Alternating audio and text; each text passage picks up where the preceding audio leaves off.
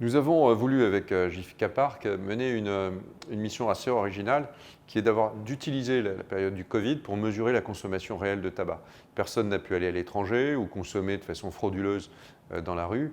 Et donc ça donne, quand on regarde l'augmentation du volume de consommation chez les buralistes, ça donne d'une certaine manière le marché réel du tabac. On s'aperçoit que le marché réel du tabac, c'est de l'ordre de 15, 16, 17% de tabac consommé qui n'est, au fond, qui est sous les radars de ce que les autorités de santé prévoient.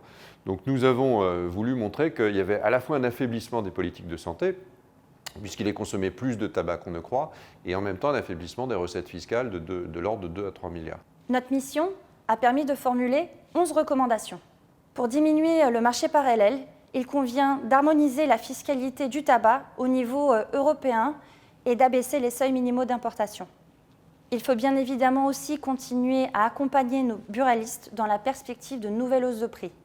Il faut contrôler mieux nos frontières. On propose que les douanes, par exemple, aient une augmentation de leurs moyens proportionnelle à l'augmentation des recettes liées au tabac. L'idée, c'est d'affronter en réalité la consommation de tabac telle qu'elle est, alors qu'elle était aujourd'hui totalement cachée ou uniquement appréciée à partir de données statistiques. On a pu le faire à partir de données réelles. Avec mon co-rapporteur, M. Woerth, nous vous avons donc présenté les quelques mesures phares. Pour plus d'informations, n'hésitez pas à aller lire notre rapport d'information.